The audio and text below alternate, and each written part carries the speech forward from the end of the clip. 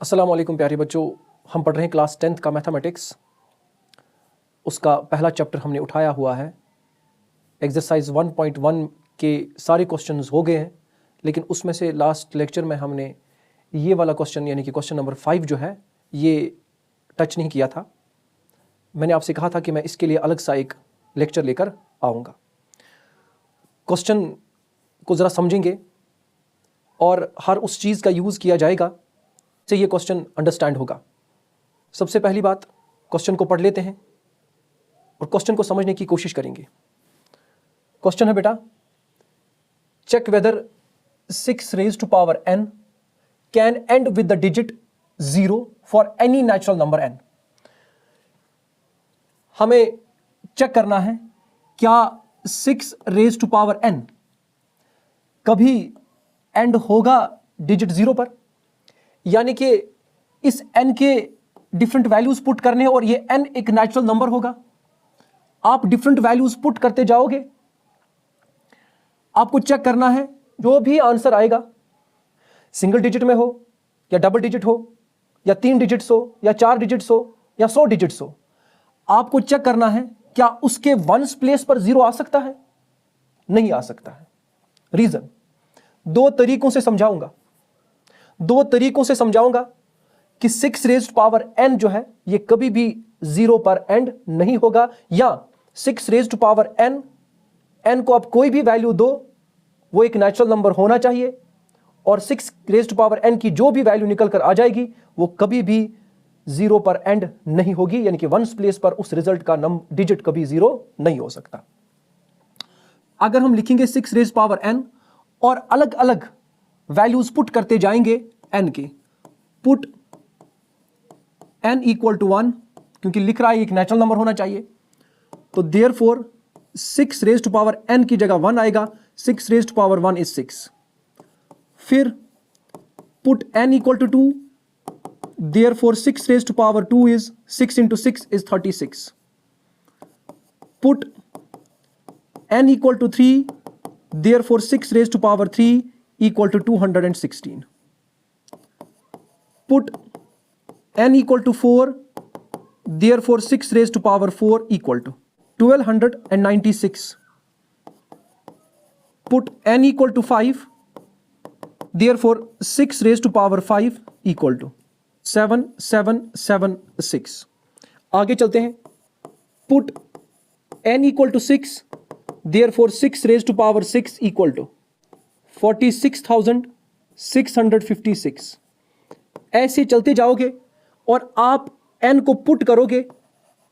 Put n equal to 10, therefore 6 raised to power 10, इसका answer आएगा 6,04,66,176।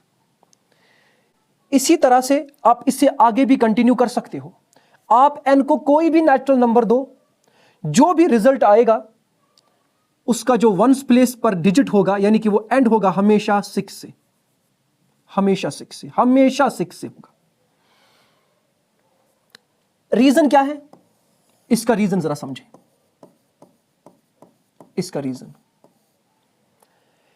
इसका रीजन ये है कि जो 6 raised पावर n है, अगर इसकी प्राइम फैक्टराइजेशन देखेंगे, 6 raised पावर n की जो प्राइम फैक्टराइजेशन है वो बनती है 2 into 3 raised पावर n। आप इस n को कोई भी वैल्यू आप पुट करें, जैसे मैंने 6 raised पावर 2 किया तो वो बनेगा बेटा 36, और 36 की प्राइम फैक्टराइजेशन ऐसी होगी 2 into 3 raised पावर 2। मतलब क्या हुआ, इस 36 की प्राइम फैक्टराइजेशन में 2 2 बार होगा और बेटा 3 भी 2 बार होगा।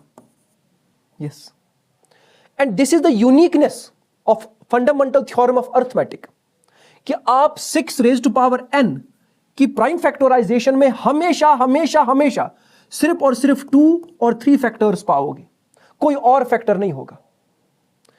जैसे यहां पर हम लेंगे तीसरी example, put n raised power 3, तो ये बनेगा 6 raised पावर 3, इसका आंसर होगा 216। और अगर आप चेक करोगे 216 की जो प्राइम फैक्टराइजेशन होगी वो होगी 2 into 3 raised पावर 3। मतलब ये हुआ कि इसमें 2 जो है वो 3 दफा मल्टीप्लाई है और 3 जो है ये भी 3 टाइम्स है।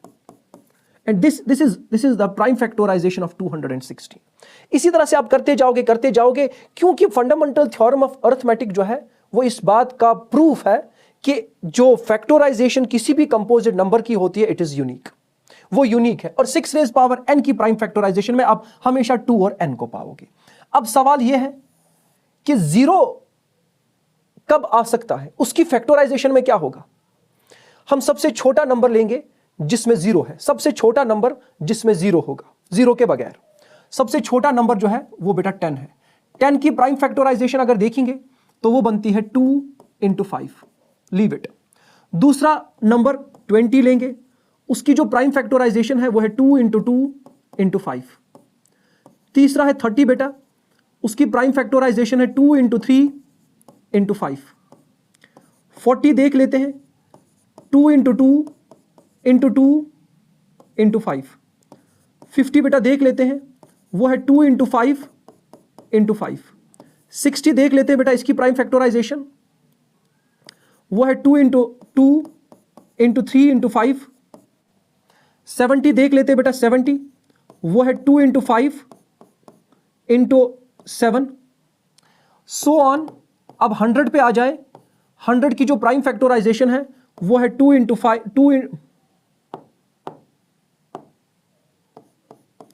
2 × 5 × 5। अब जो नंबर 0 पर एंड हो रहा है, अगर आप उसकी प्राइम फैक्टराइजेशन चेक करोगे तो आपको एक यूनिक चीज मिलेगी। हर नंबर जो 0 पर एंड हो रहा है उसकी प्राइम फैक्टराइजेशन में आप डेफिनेटली 2 और 5 को पाओगे, 2 और 5 को पाओगे, 2 और 5 को पाओगे, 2 और 5 को पाओगे, 2 और 5 को पाओगे, 2 और 5 को पाओगे, 2 और 5 को पाओगे, 2 और 5 को पाओगे। Yes, this is the uniqueness of fundamental theorem of arithmetic. यही तो फंडामेंटल थ्योरम ऑफ अरिथमेटिक हमें सिखाती है कि हर एक कंपोजिट नंबर जो है उसकी प्राइम फैक्टराइजेशन यूनिक है। और उसी यूनिकनेस की वजह से हम देख पा रहे हैं कि जो 6 रेज़ पावर n है इसके फैक्टराइजेशन में 2 और 3 है, लेकिन जो नंबर 0 पे एंड होता है उसकी प्राइम फैक्टराइजेशन में डेफिनेटली 2 भी होगा और 5 भी होगा, बोथ।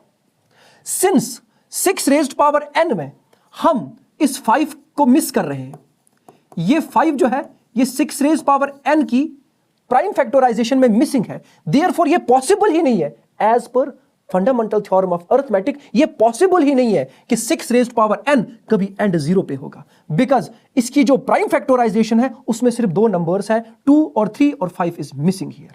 ये हमारे इस क्वेश्चन का आंसर है। मुझे उम्मीद है कि आपको ये समझ आया होगा। देखने के लिए बहुत बहुत शुक्रिया। अस्सलामु अलैकुम वरहमतुल्लाहि वबरकातुहू।